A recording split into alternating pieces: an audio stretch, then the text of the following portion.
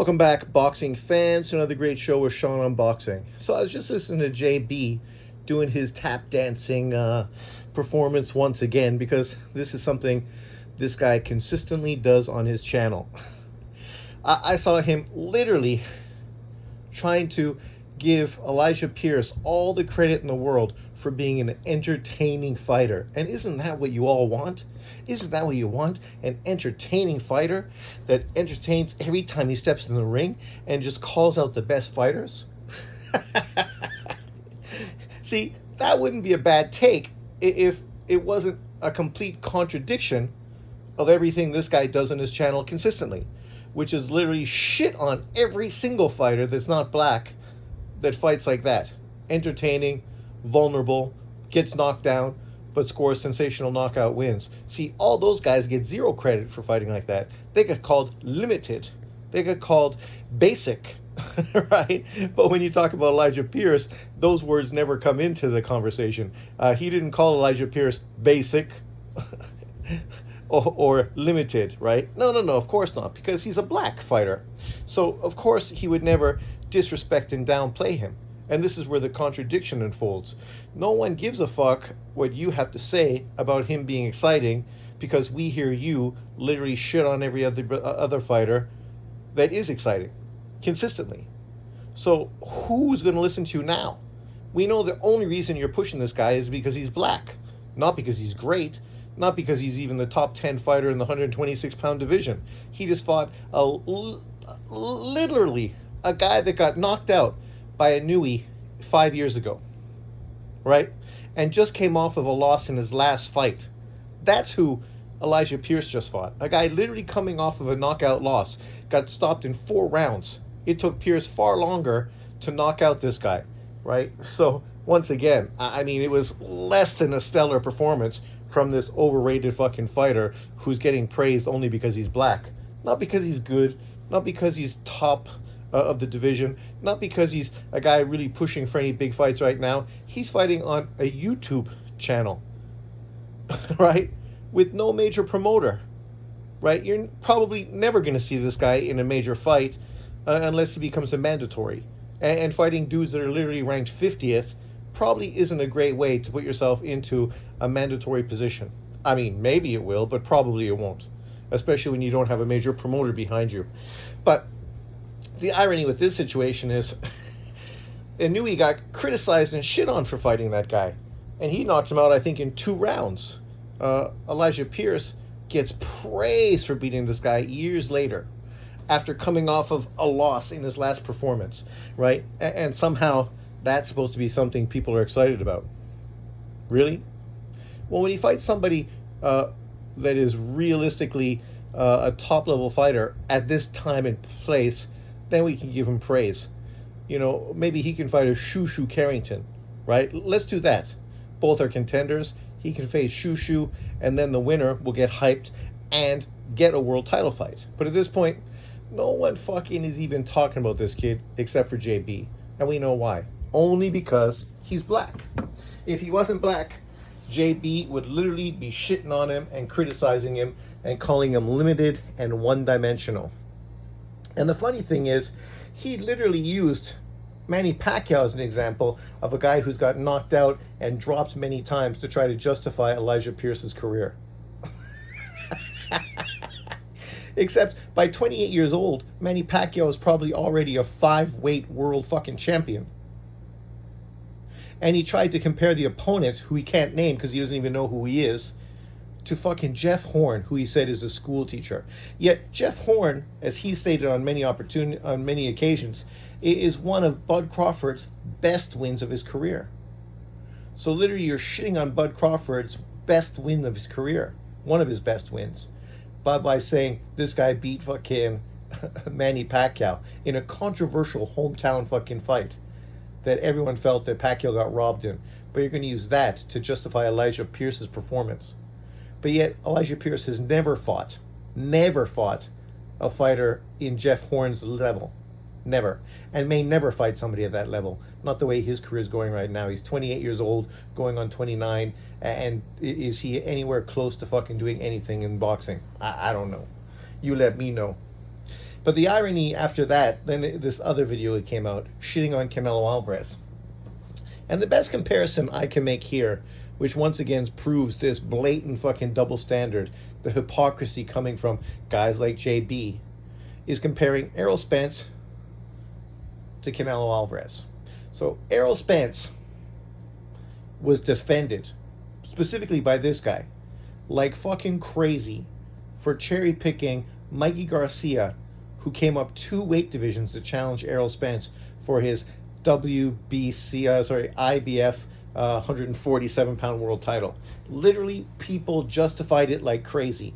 These are the same people that had thrown Canelo under the bridge already for fighting Khan, had thrown Golovkin under the bus for fighting Brook, had fucking thrown Lomachenko under the bus for fighting Rigo. But then, of course, when Spence came in doing the same exact thing, now instead of throwing him under the bus, no, of course we got to defend it. We got to justify it because Spence is black. If he wasn't black, you know I'd be shitting on him. But because he is black, you know I'm going to fucking front and fucking cap and fucking do everything in my power to twist the narrative and somehow make it racism. So what I've done for years, that's just boxing breakdown. But what you're doing, that's racism. The famous fucking words, it's racism. Okay, pull that race card out and let's fucking flash it around a little bit more. Hasn't that shit expired yet? How many fucking, what's the expiry date on a fucking race card?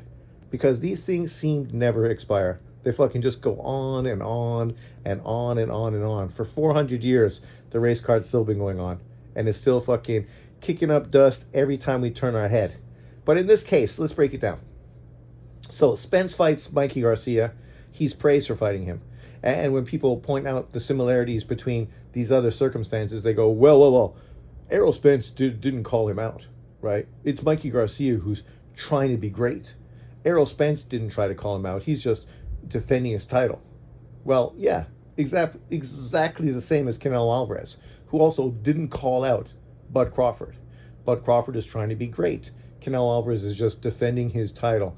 Literally, he's doing the exact same fucking thing that Errol Spence did.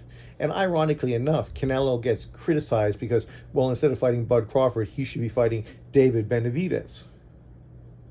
David Benavidez doesn't have a world title, so it's not a similar circumstance to Errol Spence, because Errol Spence was being told to fight fucking Bud Crawford, who was a world champion in his own division, right? That's the fight people were pushing for. Spence versus Crawford, right? That was the fight that had to be done, a unification fight. But we waited 5 years until that fight finally got made. 5 years.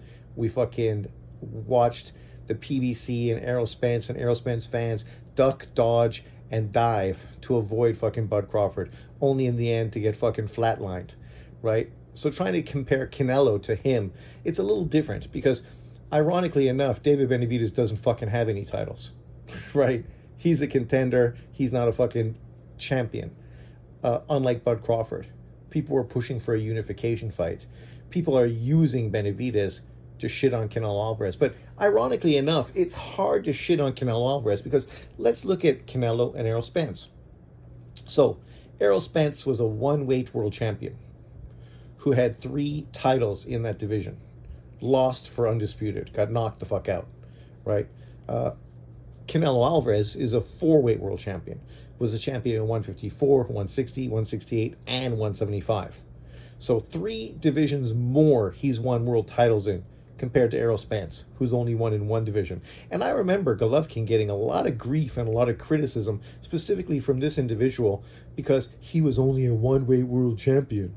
How come he wasn't trying to go up through multiple weight divisions and take on other fighters? Well, yeah, okay, so why don't we say the same fucking thing about Errol Spence?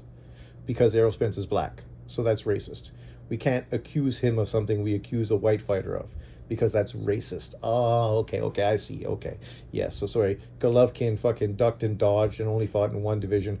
Errol Spence is a superstar, a future Hall of Famer. Okay, I get it.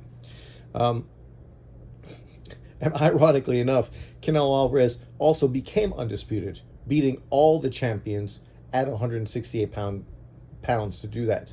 Errol Spence failed to do that because when he ended up facing Crawford, he got fucking knocked the fuck out. So we have a good idea why it took him 5 years to finally step in the ring with Bud Crawford, because he and his promoter all knew that if they fought Crawford, his career would be over fucking before it began, and they wanted to make sure they juiced him as much as they could financially. So they stretched his career as long as they could to capitalize off of him before throwing him in with Bud Crawford, which would end his career. And that's the irony, right? Think about Canelo Alvarez. His first loss came to Floyd Mayweather. He did not retire from the sport of boxing after getting beat by Floyd Mayweather. Literally, he stepped in the ring against Erislandy Lara. Literally, probably the best fighter at 154 pounds. Whereas Errol Spence got knocked out by Bud Crawford, and it's 3 years since he got knocked out, and he still hasn't got back in the ring. As if he's relevant now. He's not relevant. He's irrelevant. If he does come back, it's only because the PBC wants to capitalize off of his name and do a pay-per-view. But who really gives a fuck at this point? Not me, and I'm sure not most boxing fans. Whereas Canelo Alvarez has consistently stayed busy, consistently fought twice a year, and consistently taken on the toughest challenges in boxing. And people will be critical of him, but how can you be critical of a guy who's went through 4 weight divisions, beat 10, 15 world champions, became undisputed at 168 pounds, was a unified champion at 160, was one belt away from becoming undisputed there, was also a unified champion at 154. The only division he hasn't been unified in was 175. And ironically enough, now he's being criticized by this same guy for cherry-picking Dmitry Bivol, because nobody thought Dmitry Bivol would beat Canelo Alvarez. No. It's not that nobody thought he could. It's the Canelo Alvarez haters like you guys that only wanted Canelo to fight black American fighters, Andrade and Charlo. Yet when he fought one Charlo, he embarrassed himself, fucking fought like a bitch, and then he made excuses why Canelo fucking beat him and say, oh, he waited him out, he dragged him up in weight. Well, you're the guys pushing for these guys to fight him, right? When he chose to move up a division and take on one of the best fighters in that weight class, and not the old fighter, but the prime fighter in Bivol, people knew stylistically Bivol was the wrong style for him, because whenever he fights boxers, that's what people consistently say. Stylistically, that's tough for Canelo. He's slow, flat-footed fighter. It's not going to be easy for him to fight a very good, graceful boxer who can move and fight behind a jab. But that's what he did when he fought Bivol, and trying to say that that was a cherry pick. Well, it's only a cherry pick if you're a fucking casual who doesn't understand the sport of boxing. In my breakdown, I told you I thought that Kovalev was beating Canelo Alvarez up until he got knocked out. And I felt that Bivol could do the exact same thing that Kovalev did, but probably do it better, because obviously he was younger and more in his prime, which is exactly what happened. So is that now disrespectful or a way to criticize and shit on Canelo Alvarez because he lost to Bivol? The same Bivol who beat Canelo, beat Better BF to become undisputed, and beat Zerto Ramirez, who is now a unified cruiserweight champion. I mean, if you're trying to use Bivol to shit on Canelo, it makes you look fucking kind of stupid. It's kind of like using Floyd Mayweather to try to shit on Canelo Alvarez. So you're going to say Floyd's the best fighter of this generation, he's TBE, but then Canelo lost to him, so now that exposes Canelo. How does losing to the best fighter of this era expose Canelo Alvarez? Right? That's why these people have no fucking argument. They just have the same old bullshit fucking crap consistently. I get it. JB is obviously feeling scared that potentially Bud Crawford is going to get beat. And if that happens, then it's going to be hard for him to justify a black American fighter as pound for pound number one, even though I'm sure he'll find a way to make Devin Haney pound for pound number one.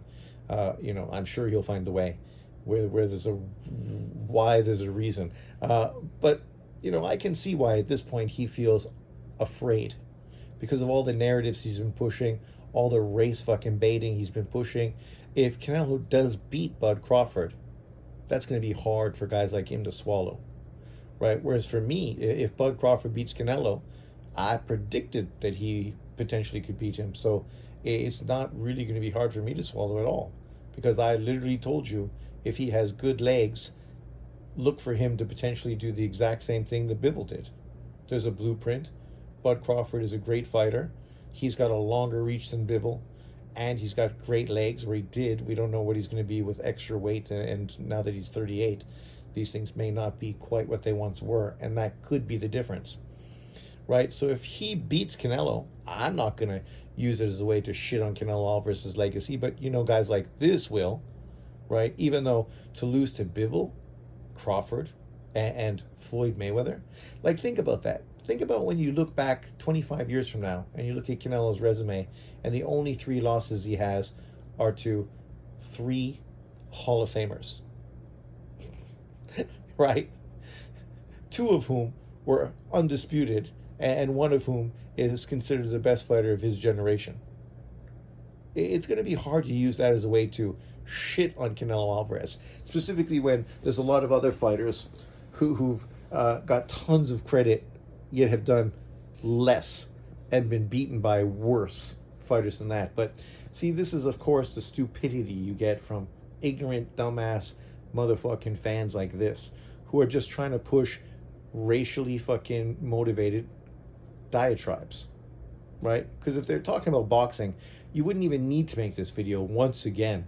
I mean, soon all of us are going to be talking about the fight, because once it gets closer to being made, that's going to be literally the conversation topic on every YouTube channel from here to fucking Timbuktu. But at this point, it's kind of premature. The only reason you're doing it is because you're obsessed with fucking pushing this racist fucking bullshit on your channel. That's it. Because in truth, you should be excited about the possibility that Bud Crawford could potentially beat Canelo Alvarez to become a 3-weight undisputed champion. That's fucking historic. That potentially puts Bud Crawford in a position to be seen as the best fighter ever. I mean, obviously some people will agree, some people will disagree, but literally that's what that does. It solidifies him as pound for pound number 1, and it puts him in the conversation as potentially the best pound for pound fighter in boxing history. That's something to celebrate. It's not something to fucking bemoan and fucking cry about and just use as a way to shit on and hate on Canelo Alvarez. Canelo Alvarez got his own legacy, and at the end of the day, whether he wins or loses to Bud Crawford, he's still going to be a Hall of Famer and one of the best fighters of his generation, and maybe seen as the best Mexican fighter of all time.